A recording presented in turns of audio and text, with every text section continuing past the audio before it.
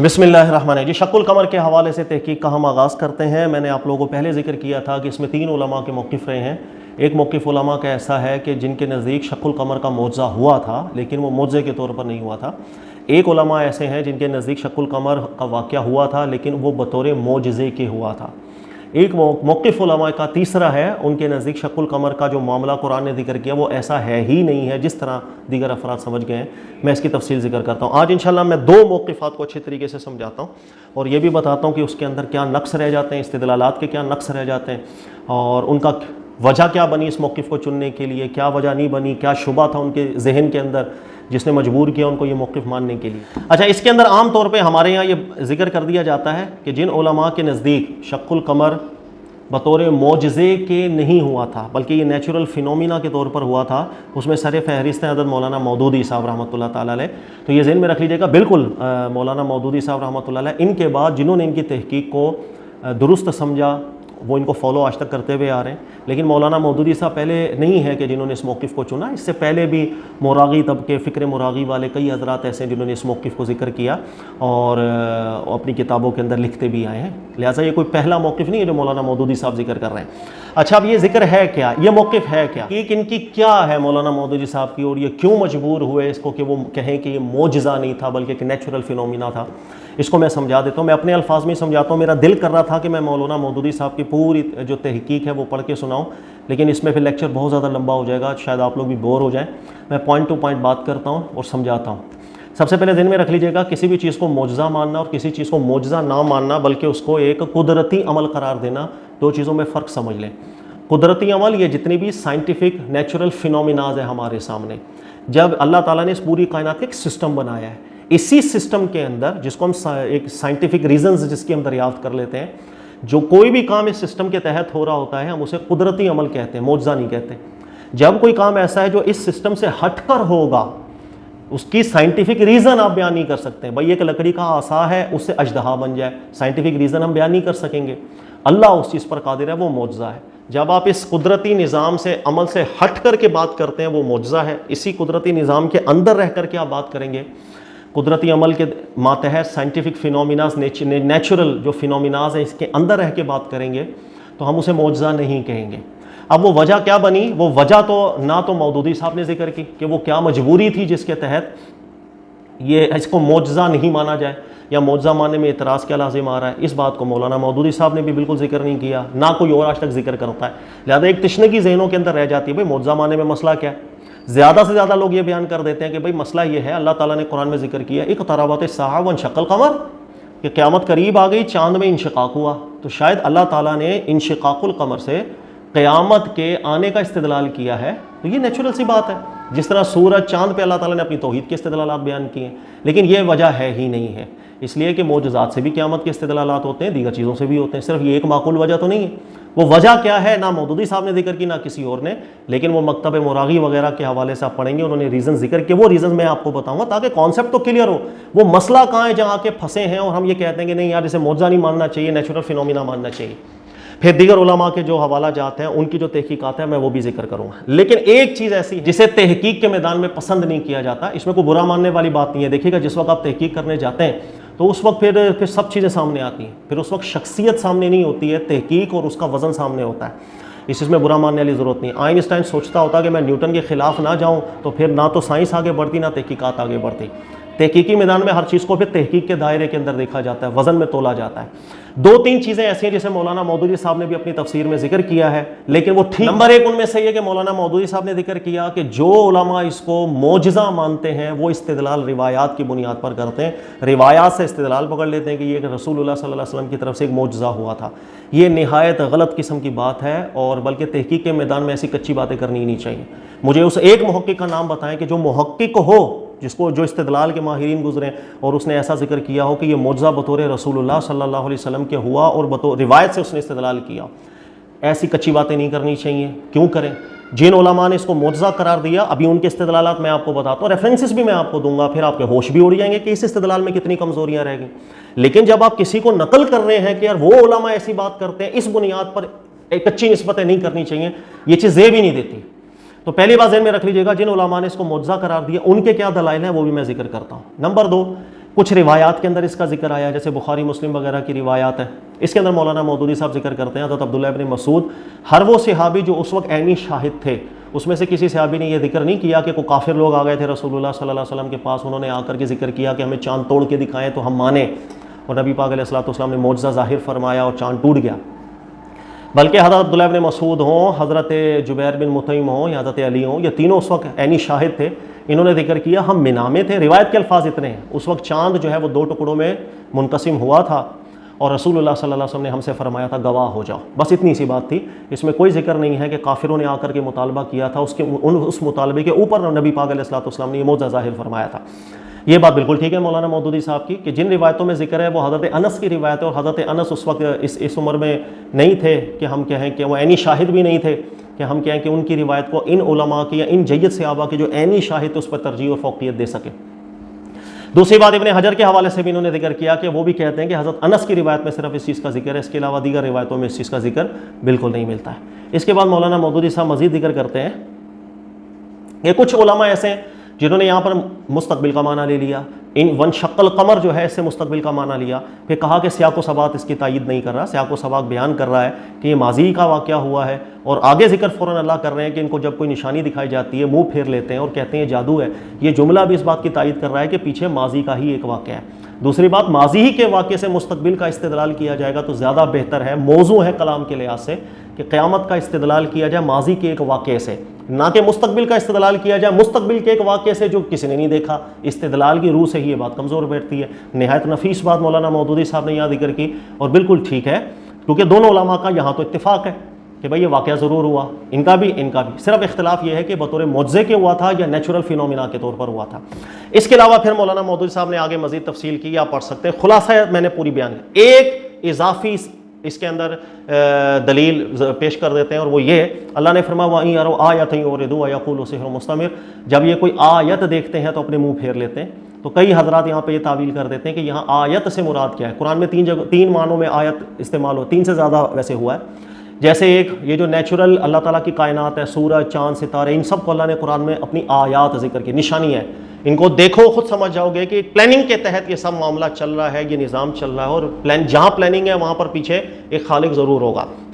جو اللہ کی طرف آپ کو رہنمائی کرتی ہیں۔ دوسرا، اللہ تعالیٰ نے قرآن پاک کی جو آیتیں ہیں جس کو ہم تلاوت کرتے ہیں، ان کو بھی قرآن میں آیات ذکر کیا ہے۔ تیسرا، جو خرق عادت نشانیاں انبیاء کرام علیہ السلام کو دی جاتی ہیں، ان کو بھی آیات اللہ نے قرآن میں کہا ہے۔ تو قرآن میں آیات تینوں معنوں پر استعمال ہوا ہے، لہٰذا اس آیت کے اندر وہ کہتے ہیں چونکہ یہ معجزہ نہیں تھا، یہ ایک نیچرل فینومینا کے طور پر ہوا تھا، تو اس جگہ پر وَإِن يَرَوْا آیَةً يُعْرِضُوا وَيَقُولُوا سِحْرٌ مُسْتَمِرٌ، یہاں آیت کے لفظ سے نیچرل فینومیناز ہی مراد لیے جائیں گے، لہٰذا وہ قرآن کو پھر یہاں لے جاتے ہیں کہ معجزہ نہیں تھا، ایک نیچرلی ایک عمل ہوا تھا۔ لیکن یہ تعویل نہایت درجے کی کمزور ہے، اس لیے کہ آگے دیکھیں اللہ فرما رہے ہیں کہ جب وہ نشانی دیکھتے ہیں کہتے ہیں یہ جادو ہے، تو ان نیچرل چیزوں کو وہ جادو نہیں بولا کرتے تھے۔ سورج کو دیکھ کے وہ یہ بولتے تھے مشرق سے نکل رہا ہے، مغرب میں جا رہا ہے، یہ جادو ہو رہا ہے، یہ چاند جادو ہے، یہ بارش ہو رہی ہے، کوئی نہیں آنکھوں کا دھوکہ، یہ جادو ہو رہا ہے۔ بلکہ جو اس نیچر سے ہٹ کے کام ہوتا تھا انہی کو دیکھ کر وہ جادو وغیرہ کا اطلاق کیا کرتے تھے، لہٰذا یہ کمزور بات ہے جو یہاں پر کر دی جاتی ہے ایک تائید کے طور کے اوپر۔ بہرحال یہ مسئلہ میں نے بتا دیا، لیکن یہ موقف سننے میں آپ کو ابھی تک اطمینان قلبی پیدا نہیں ہوا ہوگا، بھائی اس میں یہ کہاں سے ثابت ہو گیا کہ معجزہ نہیں تھا؟ چاند کا انشقاق بطور خرق عادت کے نہیں ہوا تھا، اسی سسٹم کے تحت ہوا تھا جو کائنات میں سسٹم اللہ تعالیٰ نے رکھا ہے، یہ کیسے ثابت ہو گیا؟ بھائی زیادہ زیادہ اگر آپ بولیں ایک روایت میں ذکر ہے، چلو روایت کو ہم ہٹا دیں، لیکن اس روایت کو ہٹانے کے باوجود بھی یہ ثابت کیسے ہو گیا، یہ بات اسٹیبلش کیسے ہو رہی ہے کہ وہ خرق عادت طور پر نہیں ہوا تھا؟ تو یہ چیز بالکل سمجھ میں نہیں آتی ہے، نہ مولانا مودودی صاحب نے اس کو ذکر کیا، نہ کوئی اور ذکر کرتا ہے، تشنگیاں دماغ میں رہتی ہیں، وہ میں ذکر کر دیتا ہوں کہ مسئلہ ہے کیا تھا، اس کو معجزہ ماننے میں ان کو کیا شبہ لاحق ہو رہا تھا کہ انہوں نے کہا کہ یہ معجزہ نہیں ہے، نیچرلی ہوا تھا۔ وہ میں آپ سے ذکر کرتا ہوں، وہ یہ کہ اللہ تعالیٰ نے اپنے نبیوں کو جب بھیجا اس کے ساتھ اللہ تعالیٰ نے انہیں نشانیاں دی، جیسے حضرت موسیٰ علیہ السلام تشریف لائے، عصا تھا، نشانی کے طور پر اژدہا بن جاتا تھا، حضرت عیسیٰ علیہ السلام کے ساتھ نشانی، یہ وہ نشانیاں جو اللہ تعالیٰ نے نبیوں کو خود دی۔ جب ایسی نشانیاں اللہ کے نبی لوگوں کے سامنے رکھتے تھے، قرآن کی آیات رکھتے تھے، اللہ کی وحیاں رکھتے تھے، پھر ان کو مہلت دی جاتی تھی، سوچ و بچار کا ٹائم ملتا تھا، سالوں مہلت ملتی تھی، وہ سوچیں ان کا عقل جب مستحکم و ایمان لے کر آئیں۔ یاد رکھیے گا کفار کبھی، یہ وہ نشانیاں تھیں جو اللہ کی طرف سے آتی تھی، لیکن کبھی کبھی کفار ہوں یا مسلمان ہوں یہ فرمائش کر دیتے تھے اللہ کے نبیوں سے، وہ فرمائش یہ کیا کرتے تھے کہ ہمیں فلاں نشانی دکھائیں۔ کافر کہتے تھے ہمیں فلاں نشانی دکھائیں گے تو ہم سے آپ کا ایمان لائیں گے، ورنہ نہیں، مطالبہ کرتے تھے اور فرمائش کرتے تھے۔ ڈائریکٹ قرآن آسمان سے کوئی کتاب اتارے جس کو ہم دیکھیں تب ہم مانیں گے. قوم موسیٰ نے بھی فرمائش کی تھی, ہم ڈائریکٹ اللہ کو جب تک نہیں دیکھیں گے تب تک ہمیں یقین نہیں ہوگا. مختلف قوموں نے مختلف فرمائشیں کی. یاد رکھ لیجئے گا, اللہ تعالیٰ نے قرآن پاک میں جا بجا اس چیز کا ذکر کیا ہے. اللہ جو خود نشانیاں دے کر جب بیچتے ہیں اس میں مہلت دیتے ہیں لوگوں کو, سوچو بچار کا وقت, لوگوں کو مہلت ملتی ہے, سوچو بچار کرتے ہیں, پھر ایمان لاتے ہیں جب تک حجت تام نہیں ہوتی. لیکن اگر لوگ جب فرمائش کرنے لگ جاتے ہیں, اور اللہ اب اگر کسی کی فرمائش پوری کر دے, جو مانگا وہی اللہ نے نشانی دی, اس کے بعد پھر اللہ مہلت نہیں دیا کرتے. اب مہلت کیا, اللہ حجت تام ہو گئی. جو میں نے مانگا اپنے منہ سے اللہ نے وہ کر کے دکھا دیا, اور وہ نشانی تمہارے سامنے پیش کر دی, اس کے بعد بھی اگر کسی نے کفر کیا اب اللہ مہلت نہیں دیتے, اب اس کی فوراً گرفت ہو جاتی ہے. اس آیت کو سمجھے, اللہ تعالیٰ نے سورہ مائدہ آیت نمبر 114 میں اس کا ذکر کیا. حضرت عیسیٰ علیہ السلام اور آپ کے ساتھ حواریین تھے, حالانکہ وہ مومنین تھے, ایمان لے کر آئے تھے حضرت عیسیٰ علیہ السلام پر, لیکن انہوں نے بھی فرمائشی معجزہ مانگا. اور وہ معجزہ کیا تھا کہ آپ اللہ تعالیٰ سے دعا کریں, اللہ آسمان سے ایک جو ہے دسترخوان ہم پر نازل کر دے, اس میں کھانے پینے کی چیزیں ہم کھائیں. اچھا, ان حواریین نے اپنی نیت بھی بتا دی, ہماری نیت کو بری نہیں ہے. نرید ان ناکل منہا وتطمئن قلوبنا, ہماری نیت یہ کہ ہم ان میں سے کھائیں اور ہمارا دل مطمئن ہو, اللہ کی نشانی دیکھ کر ہمارے دل میں ایمان مضبوط ہو. پہلے حضرت عیسیٰ علیہ السلام نے انہیں ڈرایا کہ اگر مومن ہو تو یہ فرمائشیں نہ کرو, لیکن بہرحال انہوں نے کہا کہ ٹھیک ہے ہماری فرمائش ہے. حضرت عیسیٰ علیہ السلام نے پھر اللہ سے دعا کی, ربنا انزل علینا مائدۃ من السماء تکون لنا عیدا لاولنا وآخرنا, اللہ ایک دسترخوان نازل فرما دے, ہم پر نازل کر, ہمارے آنے والوں کے لیے بھی وہ نشان. حضرت عیسیٰ علیہ السلام نے دعا کر دی. اللہ نے اب کیا ارشاد فرمایا وہ دیکھیں. اللہ فرماتے ہیں, قال اللہ انی منزلها علیکم فمن یکفر بعد منکم فانی اعذبہ عذابا لا اعذبہ احدا من العالمین. اللہ نے فرمایا فرمائش پر ہم معجزہ پیش کر رہے ہیں, فرمائش ہے تمہاری, جو مانگ رہے ہو وہی مل رہا ہے. آسمان سے ہم اب نازل کر رہے ہیں تمہارے لیے دسترخوان, لیکن سن لو, اس فرمائش پوری ہو جانے کے بعد معجزے کی جو منہ سے نکالا اللہ نے وہ فرمائش کر دی پوری. اب اگر تم میں سے کسی نے کفر کیا تو اللہ وہ عذاب کر دیں گے کہ جو کائنات میں کبھی کسی پر عذاب نہ کیا. اس آیت کو سمجھے اچھے طریقے سے کہ جس وقت مطالبہ کر دیا جاتا ہے اور فرمائشی معجزہ طلب کیا جاتا ہے, اور اللہ کی طرف سے جب وہ فرمائشی معجزہ پورا کر دیا جائے, اس کے بعد پھر مہلت نہیں ملتی, اس کے لیے حجت تام ہو جاتی. اب اگر وہ کفر کیا اس نے فوراً گرفت ہوگی اس کی. اسی طرح کا ذکر اللہ نے قرآن پاک میں کیا, قوم موسیٰ علیہ السلام نے فرمائش کر دی, ہمیں اللہ اپنی آنکھوں سے دیکھنا ہے پھر ایمان لائیں گے. اللہ نے فرمایا فوراً ان کی گرفت کر دی, اور قلق نے آ کے ان لوگوں کو پکڑ لیا.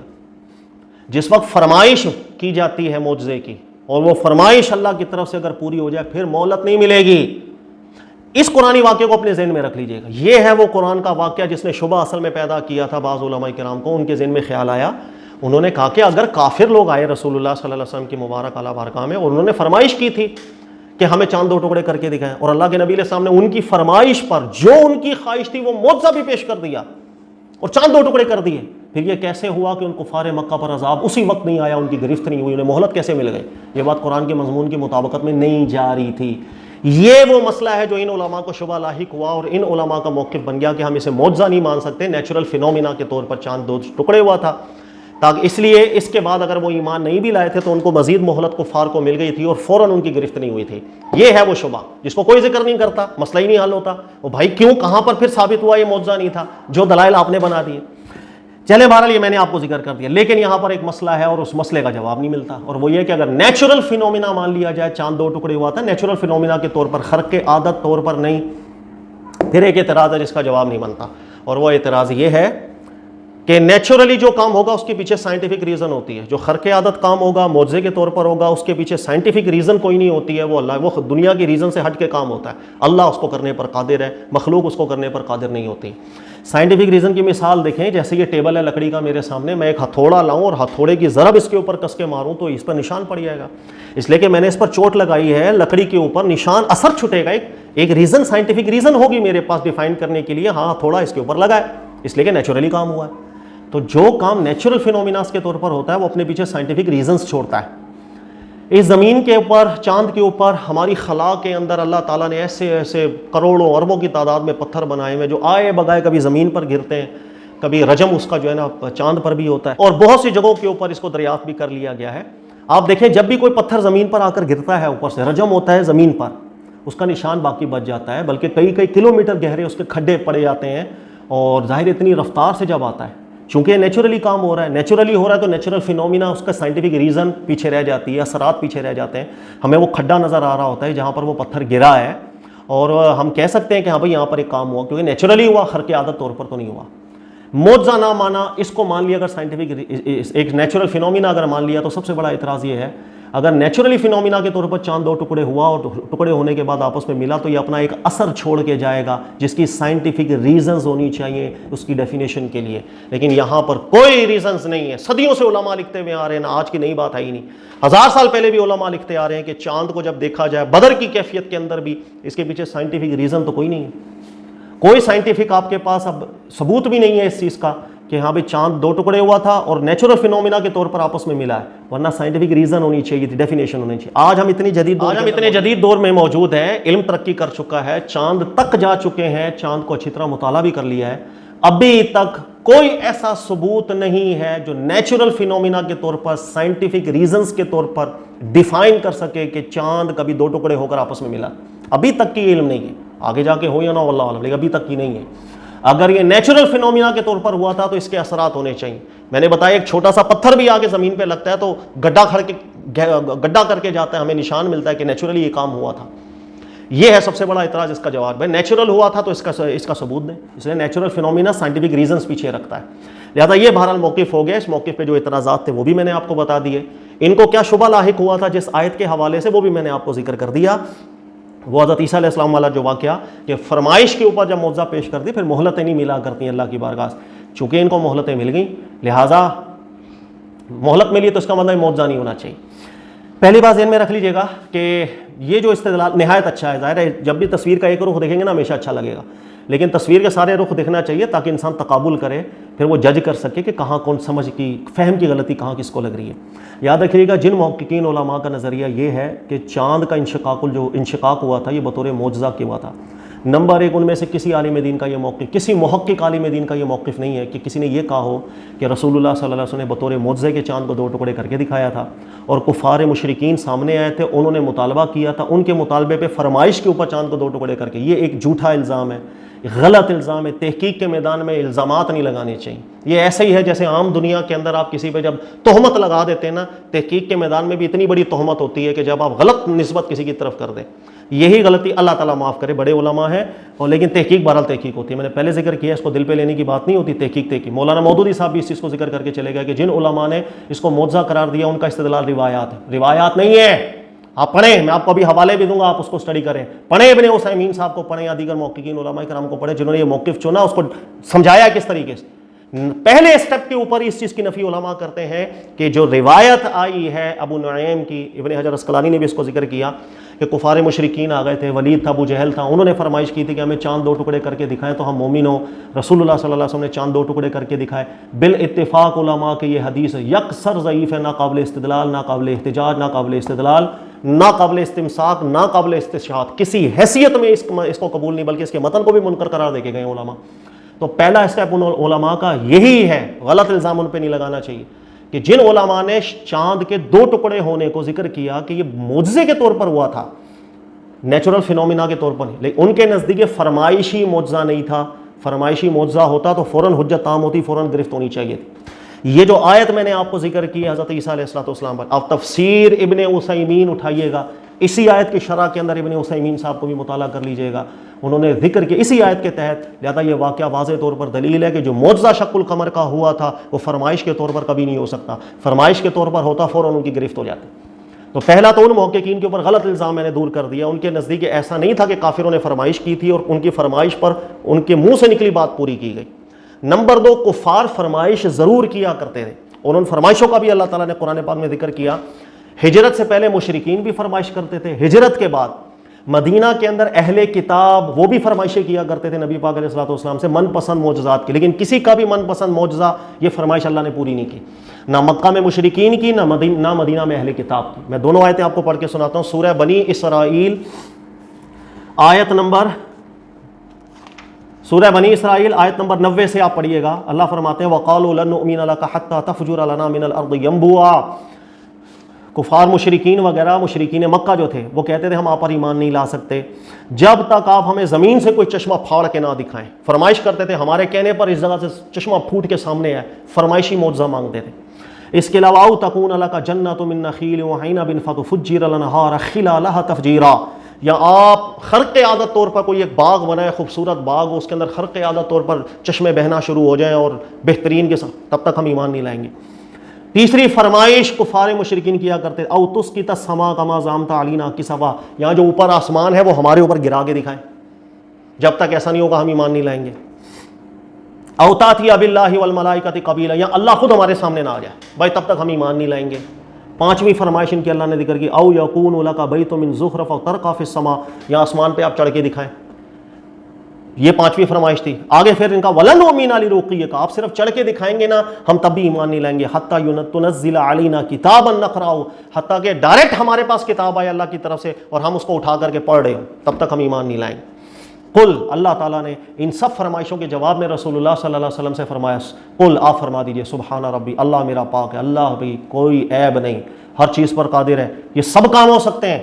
لیکن حل کنت الا بشر رسولا، لیکن میں صرف ایک بشر و رسول ہوں، میرے اپنے اختیار میں کچھ نہیں، اللہ کا یہ اختیار ہے کہ وہ کون سی نشانی دکھائے کون سی نہیں، اور مطالبے کے اوپر اگر نشانی پوری کر دی جائے گی تو پھر فوراً گرفت ہوگی۔ اللہ نے ان کا کوئی مطالبہ پورا نہیں کیا۔ یہ کفار مشرکین کی 6 فرمائشیں جو اللہ نے ذکر کی، ان میں سے ایک فرمائش کو بھی ان کی کبھی پورا نہیں کیا گیا، اس لیے کہ ان کی کسی ایک فرمائش کو پورا کر دیا جاتا پھر اسی وقت گرفت ہوتی، اسی وقت عذاب آتا۔ یہی اللہ کا طریقہ جو قرآن میں ذکر ہوا۔ دوسری جگہ اللہ تعالیٰ نے ارشاد فرمایا، سورہ نساء آیت نمبر 153 میں آپ پڑھیے گا، یسألک اہل الکتاب، آپ سے اہل کتاب سوال کرتے، یہ مدینہ کی بات ہے، مدینہ میں اہل کتاب وغیرہ وہ فرمائش کیا کرتے تھے معجزے کی کہ آپ ہم پر آسمان سے ڈائریکٹ ایک کتاب اتاریں، ڈائریکٹ ایک کتاب ہم پر اترے، رسول اللہ صلی اللہ علیہ وسلم آپ پر نہیں، اہل کتاب کہتے تھے ہم پر ڈائریکٹ ایک کتاب اترے، وہ کتاب ہمارے پاس ہو، ہم پڑھیں گے تب تک ہم ایمان نہیں لائیں گے۔ پھر اللہ نے ارشاد فرمایا، فقد سألوا موسیٰ اکبر من ذلک، اس سے پہلے بنی اسرائیل والے حضرت موسیٰ علیہ السلام سے اس سے بڑی بڑی فرمائشیں کر چکے ہیں کہ اللہ ہی ہمیں ڈائریکٹ دکھائیں۔ تو مدینہ میں بھی کفار فرمائشی مطالبات معجزے کے کرتے تھے، مکہ میں مشرکین نے بھی کیے، دونوں کو اللہ نے ذکر کیا، 6 سے 7 ان کی فرمائشیں بھی ذکر کی، لیکن ایک بھی فرمائش ان کی کبھی اللہ نے پوری نہ کی۔ لہذا پہلا مقدمہ یہ ذہن میں رکھ لیجئے گا کہ چاند کا 2 ٹکڑے ہونا بطور معجزے کے ہوا تھا، لیکن وہ اس طرح نہیں تھا کہ کافروں نے مطالبہ کیا تھا اور اللہ کے نبی علیہ الصلوۃ والسلام نے اس مطالبے پر چاند کے 2 ٹکڑے کر کے دکھائے، یہ قرآن کے مضمون کے خلاف۔ جن علماء نے اس کو معجزہ مانا انہوں نے واضح طور پر اس چیز کو ذکر کیا ہے، جیسے میں نے حوالہ آپ کو ذکر کیا کہ یہ بطور مطالبے کے نہیں تھا، لہذا غلط نسبت نہیں کرنی چاہیے۔ تو یہاں پر مولانا مودودی صاحب رحمۃ اللہ تعالیٰ علیہ ان سے ایک خطا ہو گئی، اللہ تعالیٰ نے معاف کرے کہ انہوں نے غلط نسبت کی کہ وہ روایت، بلکہ اس روایت کو غلط کہہ دیتے ہیں قرآن کے خلاف ہونے کی بنیاد پر۔ دوسرے اسٹیپ کے اوپر بھائی اس کو معجزہ ماننا کیوں ضروری ہے؟ پہلی بات تو یہ ہو گیا نا، یہ مطالبہ نہیں تھا، یہ مطالبے کے طور پر نہیں ہوا۔ اب دوسرے اسٹیپ کے اوپر آ جائیں۔ دوسرا اسٹیپ یہ ہے، رسول اللہ صلی اللہ علیہ وآلہ وسلم نے دیگر انبیاء سے رسول اللہ صلی اللہ علیہ وسلم کی بعثت مبارکہ میں جو معجزات کا معاملہ تھا اس میں تھوڑا سا فرق ہے۔ پچھلے اللہ نے اپنے نبیوں کا جب ذکر کیا، حضرت موسیٰ علیہ السلام کو جب بھیجا تو آپ کو نشانیاں دکھائیں، وہ نشانیوں کے ساتھ بھیجا کہ آپ عصا رکھیں اژدہا بن جائے گا، ٹھیک ہے، آپ ہاتھ رکھیں اپنی جیب میں باہر نکالیں چمکتا ہاتھ، پھر یہ نشانیاں آپ اپنی قوم کو دکھایا کرتے تھے۔ عیسیٰ علیہ السلام کو مردہ زندہ کرنا، نشانیاں مخصوص دیں، پھر قوم کو آپ نشانیاں دکھایا کرتے تھے۔ اللہ کے نبی صلی اللہ علیہ وآلہ وسلم کے ساتھ جو معاملہ تھا وہ ایسا نہیں ہوا۔ آپ بتا دیں اللہ کے نبی صلی اللہ علیہ وسلم کو اللہ تعالیٰ نے کتنی نشانیاں ایسی تھیں جو دے کر کے بھیجی معجزات کی، کہ جب بھی کوئی کافر آتا آپ وہ پہلے خرق عادت کام کی نشانی انہیں دکھاتے اور اس کے بعد ایمان کی دعوت دیتے۔ ایسا معاملہ رسول اللہ صلی اللہ علیہ وسلم کے ساتھ نہیں رہا۔ سب سے بڑا معجزہ رسول اللہ صلی اللہ علیہ وسلم کا قرآن ہے، یاد رکھیے گا، قرآن روز جو آیتیں نازل ہوتی تھی، ہر روز کی آیت کا نازل ہونا ہی معجزہ تھا۔ یہ میں پھر جب اس کا اگلا حصہ تیسرا علماء کا موقف بیان کروں گا اس میں تفصیل سے آپ کو سمجھاؤں گا۔ تیسری بات ان میں رکھیے گا، لیکن قرآن کی آیات کے معجزات ہونے کے باوجود اللہ تعالیٰ نے بغیر کافروں کے مطالبہ پورا کیے۔ کافروں کا مطالبہ کبھی پورا ایز اٹ از اللہ تعالیٰ نے نہیں کیا، لیکن بغیر کافروں کا مطالبہ پورا کیے رسول اللہ صلی اللہ علیہ وسلم کے وسیلے سے ہی، ذریعے سے ہی خرق عادت طور پر کام دکھائے ہیں اللہ تعالیٰ، جس کا ذکر اللہ نے خود قرآن پاک میں ذکر کیا۔ نمبر 1 اللہ تعالیٰ ارشاد فرماتا ہے وما رمیت، سورہ انفال آیت نمبر 17، اذ رمیت ولکن اللہ رمی، اللہ کے نبی صلی اللہ علیہ وسلم نے ایک چند مٹھی مٹی کی لے کر کے پھینکی کفار کی طرف، ایک مٹھی مٹی تھی، لیکن اللہ رب العزت نے فرمایا کہ وہ پھینکی تو آپ نے تھی، لیکن اس کے اندر اللہ نے طاقت ایسی ڈال دی، اس کو معجزہ اللہ نے ایسا خرق عادت کر دیا، ایک مٹھی مٹی جو ہے نا جب اڑ کے اس کے ہر ذرے کافروں کی آنکھوں میں جا کے گھس گئے بطور خرق عادت کے۔ غور کیجئے، یہاں کوئی کافروں کا مطالبہ نہیں تھا، لیکن یہ خرق عادت کام ہوا۔ ایک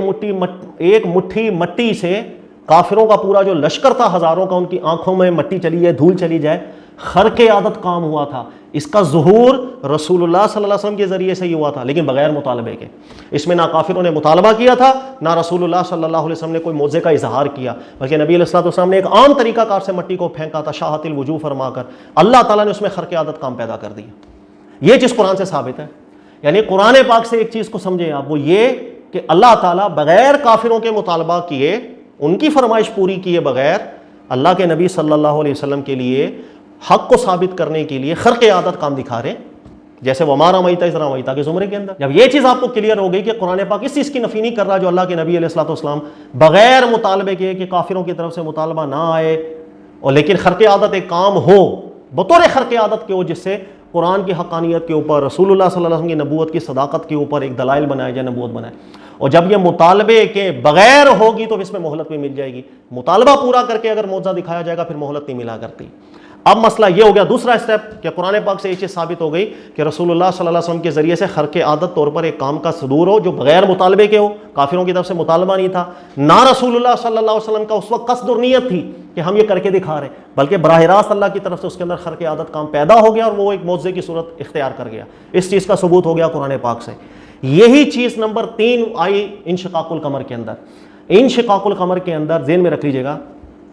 کافروں کی طرف سے کوئی مطالبہ نہیں تھا، اللہ کے نبی علیہ السلام حق کی تعلیم کر رہے ہیں، قرآن کی آیات سے سمجھا رہے ہیں،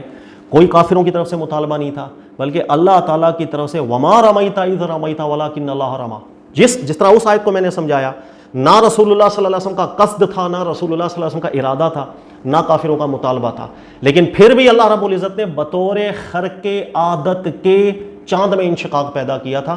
جس کو اللہ کے نبی علیہ السلام نے پھر لوگوں کو گواہ بنایا اور قیامت کی طرف توجہ دلائی، اپنی حقانیت کی طرف توجہ دلائی، قرآن کی صداقت کی طرف توجہ دلائی۔ اب سوال یہ پیدا ہوا بھائی خرق عادت لفظ آپ بیچ میں کیوں ڈال رہے ہیں؟ اس لیے ڈال رہے ہیں، رکیے گا، جیسے میں نے پہلے ذکر کیا کہ اس کو نیچرل فینومینا قرار اگر ہم دیں تو ہمیں سائنٹیفک ریزن ہونی چاہیے ہمارے پاس۔ آج چاند کو کلوز کر کے جا کے بھی چاند پہ دیکھ لیا گیا، نیچرل آپ کے پاس ڈیفینیشن موجود نہیں ہے سائنٹیفک کہ بھائی ایسا کچھ ہوا تھا یا نہیں ہوا تھا۔ خرق عادت کام قرار دینے کے اندر قرآن ہمیں ایک چیز بیان کرتا ہے، اس کو سمجھتے ہیں۔ اللہ تعالیٰ نے قرآن میں ذکر کیا حضرت موسیٰ کریم علیہ السلام کے حوالے سے، اللہ نے فرمایا آپ اپنا عصا رکھیں، اژدہا بن جائے گا۔ خرق عادت کام ہوا، معجزہ ہوا، خرق عادت۔ اچھا اب وہ سانپ دوبارہ لاٹھی بھی بن جاتا تھا، ایسے ہی ہے، سانپ دوبارہ لاٹھی بن جاتا ہے۔ اللہ نے قرآن میں ارشاد فرمایا لا تخف خذها ولا تخف، جب سانپ بن گیا، لاٹھی جو ہے سانپ بن گیا، اللہ نے فرمایا اب آپ اس کو پکڑ لیں، ڈرے نہیں، سنعیدها سیرتها الاولی، جیسے ہی آپ اس کو پکڑیں گے اللہ تعالیٰ اس کو سیرت اولا پر لوٹا دیں گے۔ سیرت اولا کا کیا مطلب؟ یہ بالکل ویسی ہی لاٹھی بن جائے گی، کوئی فرق نہیں کر سکے گا، کسی کو سائنٹیفک ریزن اس میں نہیں مل پائے گی کہ یہ کبھی اس حالت میں بھی گیا تھا یا نہیں۔ یہ صفت اللہ نے صرف خرق عادت کام کی قرآن میں ذکر کی ہے، معجزے کی ذکر کی ہے کہ جہاں معجزہ ہوتا ہے اور جب وہ معجزے کا کام واپس پلٹے گا، جیسے عصا تھا، عصا سے اژدہا بنا، اب اژدہا سے جب واپس آنا ہے اس نے تو وہ اسی حالت میں آئے گا، سنعیدها سیرتها الاولی، بالکل پہلے جیسی حالت کے اوپر آ جائے گا، جس کی کوئی سائنٹیفک ریزن بیان نہیں کر سکے گا، صرف دیکھنے والوں کے لیے حجت ہوگی۔ ایسا وہ اللہ تعالیٰ کی طرف سے ہوگا، بالکل وہ لاٹھی بن جائے گی، کوئی دیکھ کے نہیں بتا سکتا کہ یہ کبھی سانپ بنی ہے۔ سنعیدها سیرتها الاولی، سیرت اولا کے اوپر ہم اس کو لے جائیں گے۔ اللہ نے یہ شان ذکر کی صرف معجزے کی۔ اب ہوا یہ کہ چاند میں 2 ٹکڑے ہوئے، چاند کے 2 ٹکڑے ہونے کے بعد وہ دونوں آپس میں ملے بھی ہیں، اس ملنے کا ذکر اللہ نے قرآن میں نہیں کیا۔ انشقاق کا ذکر ہے، ملنے کا ذکر نہیں۔ کسی حدیث میں بھی چاند پھٹنے کا ذکر ہے، ملنے کا ذکر نہیں، لیکن ہم چاند کو دیکھتے ہیں تو وہ ملا ہوا ہے، تو چاند اپنی واپس سیرت پہ آیا ہوا ہے۔ اب ہم بولیں کہ بھئی اللہ نے تو چاند پھٹنے کا ذکر کیا، یہ مفہوم ہم کہاں سے نکال لیں کہ وہ بعد میں جڑا بھی ہے؟ بھائی اس لیے کہ ہماری آنکھوں کے سامنے ہے، لیکن جو چاند ہماری آنکھوں کے سامنے، غور کر لیجیے، اس میں سائنٹیفک ریزنز آپ کے پاس ہیں یا یہ سیرت اولا کے اوپر جا کر ملا ہے؟ اگر آپ بولیں گے سیرت اولا کی جگہ میں، اس میں سائنٹیفک ریزنز ہمیں نہیں ملتی، ہم بہت مشاہدہ بھی کرتے ہیں چاند کا، ہمیں سائنٹیفک ریزن نہیں ملتی، تو ایمانداری والی بات ہے قرآن سنعیدها سیرتها الاولی کے زمرے میں معجزہ قرار دیتا ہے کہ جب ایک چیز دوسری چیز کے اندر بدلی تھی، عصا اژدہا میں بطور معجزے کے، اللہ نے جب اس کو واپسی پلٹایا تو اللہ نے فرمایا چونکہ یہ معجزہ تھا سنعیدها سیرتها الاولی، سیرت اولا کے اوپر ہی واپس آ جائے گا، سائنٹیفک ریزنز اس کے اندر نہیں ملتی، اللہ کی شان ایسی۔ اس لیے علماء کرام کا یہ موقف بنا تھا، میں نے ذکر کی صدیوں سے، کہ وہ کہتے ہیں کہ چاند اپنی سیرت اولا پہ آج موجود ہے، اس میں کوئی سائنٹیفک ریزن ہم نہیں دریافت کر پاتے ہیں کہ یہ کبھی یوں ہوا تھا، اور سیرت اولا کے اوپر جب ایک چیز پھٹنے کے بعد واپس آئے گی، یہ شان صرف معجزے کی ہے جو اللہ نے قرآن میں ذکر کی. اگر یہ نیچرل فینومیناز ہوں تو سائنٹیفک ریزنز ہو آپ کے پاس کوئی سائنٹیفک ریزن نہیں. تو قرآن پاک کے مضمون سے یہ بات زیادہ مطابقت رکھتی ہے کہ چاند 2 ٹکڑے ہوا تھا، لیکن بطور خرق عادت کے ہوا تھا. اور یہ خرق عادت ایسا نہیں تھا کہ لوگوں نے مطالبہ کیا ہو اور نبی علیہ الصلوۃ والسلام نے بطور معجزے کے، ایسا نہیں تھا. بلکہ جس طرح وما رمیت اذ رمیت وما ولکن اللہ رما، یہ نبی پاک علیہ السلام کا اس وقت قصد بھی نہیں تھا کہ ایسا ہو جائے گا مٹی سے، نہ کافروں کی طرف سے مطالبہ معجزہ تھا. اللہ تعالیٰ نے از خود خرق عادت کام کیا. اسی طریقے سے انشقاق القمر کا معاملہ بطور خرق عادت کے ہوا تھا، اللہ ہی کی طرف سے نشانی کے طور پر ہوا تھا. اس سے استدلالات بنائے گئے قیامت کے، رسول اللہ صلی اللہ علیہ وسلم کی نبوت کی صداقت کے وغیرہ. اس کے بعد جب وہ چاند ملا دیا اللہ نے، سنعیدها سیرتها الاولی جسے قرآن بیان کرتا ہے، خرق عادت کام جب واپس پلٹتا ہے تو وہ اپنی سیرت اولا پہ چلا جاتا ہے، اس کی سائنٹیفک ریزنز نہیں بیان ہوتی. اس لیے صرف اللہ کے کلام پہ جس کو ایمان ہوگا، بھروسہ ہوگا، وہ ایمان لائے گا. اللہ نے کہا تو سچ کہا، وہ سیرت اولا پہ چلا گیا. اس لیے اگر آج ہمیں سائنٹیفک ریزنز اگر نہ بھی ملیں چاند کے اوپر کہ وہ کبھی 2 ٹکڑے ہوا تو کوئی مسئلہ نہیں. یہی تو کمال ہے، انشقاق ہونے کے بعد سیرت اولا ہو گیا، اژدہا بننے کے بعد پھر ایسی لاٹھی بن گئی، کوئی سائنٹیفک ریزن نہیں بن سکتی. یہ کبھی لاٹھی سانپ بن ہی نہیں سکتا تھا. یہ ہے دونوں علماء کی تحقیق جو میں نے ذکر کی. ان دونوں تحقیقوں کو سامنے رکھتے ہوئے یہ ان کا پلہ بہرحال مضبوط ہے جن علماء نے ذکر کیا کہ معجزے کے طور پر ہوا تھا، لیکن اس کی پوری تفصیل میں نے ذکر کر دی. باقی جس آیت سے شبہ ان کو لاحق ہوا تھا وہ بات ان علماء نے کبھی کی ہی نہیں ہے، وہ ان کی طرف نسبت ہی غلط کر دی جاتی. یہ 2 موقفات میں نے بتا دی ہیں. تیسرا موقف انشاءاللہ تعالیٰ اب نیکسٹ ریکارڈنگ جب ہوگی تو امید ہے اگلے ہفتے میں پھر وہ تیسرا موقف بیان کروں گا، اور پھر ہم دیکھیں گے کہ سب سے زیادہ مضبوط استدلال میں کون سی بات ہے. اللہ تعالیٰ سمجھنے کی توفیق دے. جزاک اللہ خیر.